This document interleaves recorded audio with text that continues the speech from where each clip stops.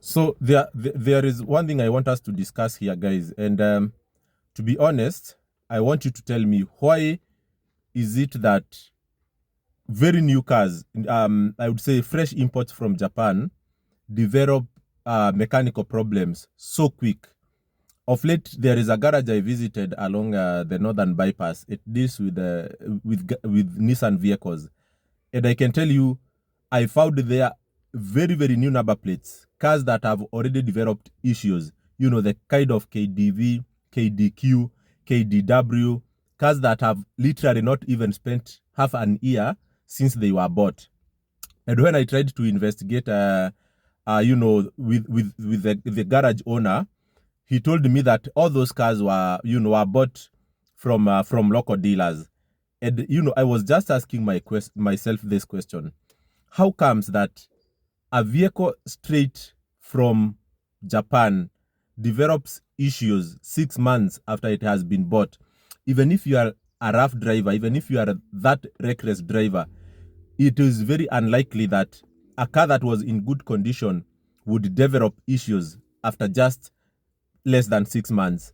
And this is where I was telling people that this discussion around pre-purchase inspection in Kenya is a bit too late. The serious inspection should happen at source. It should happen in Japan even before that vehicle arrives.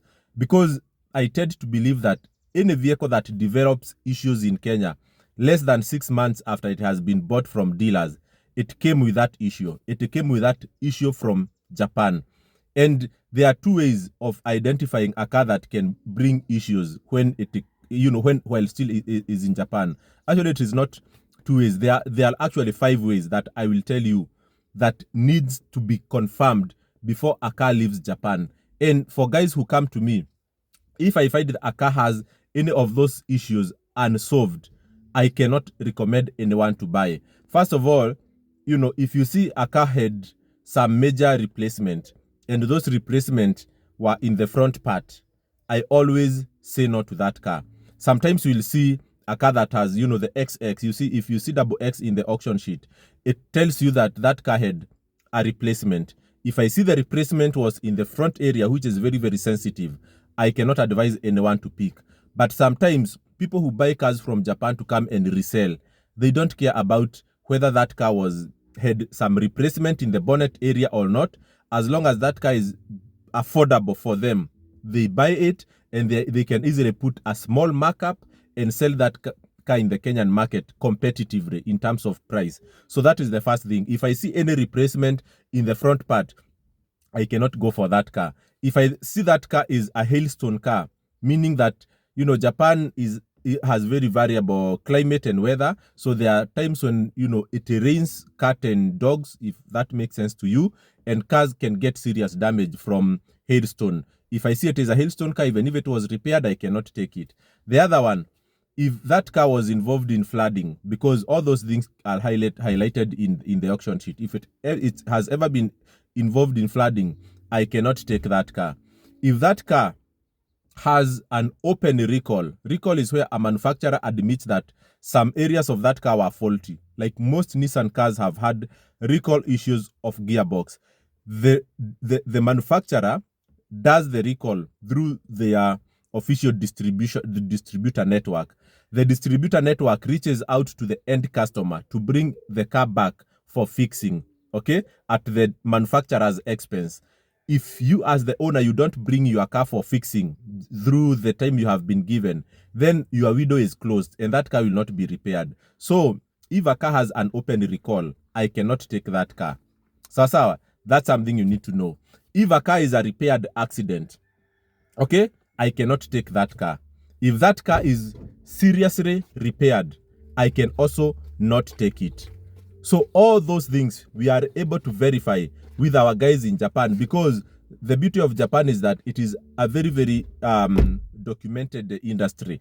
Anything that happens to your car will always be written down. And I think those are the things that when you buy your car locally, you will miss out on all those things.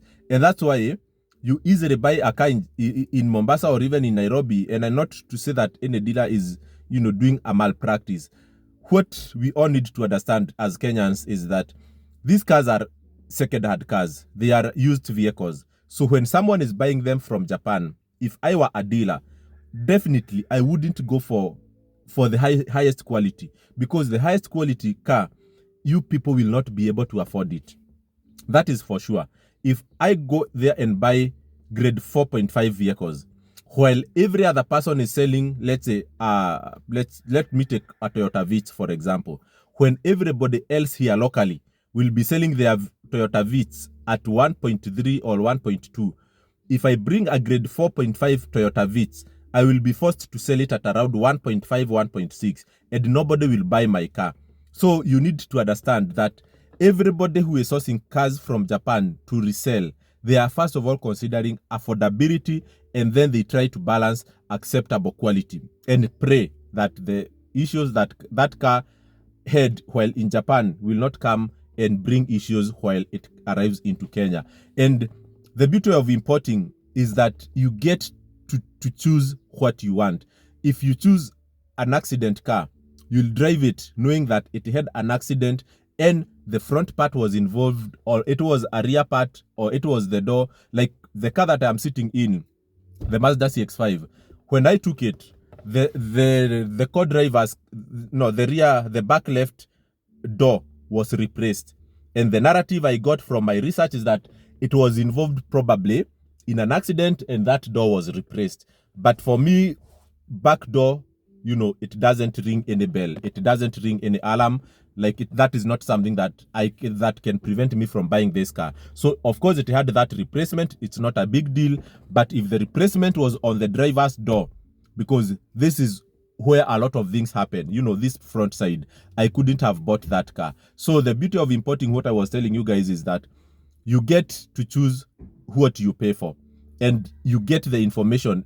So in a way that after driving that car 6 months and you feel that it is misbehaving, most probably you will have some reference point and say, this car while leaving Japan, it had it was involved in flooding. Okay, it was, like the recent floods we had in Nairobi.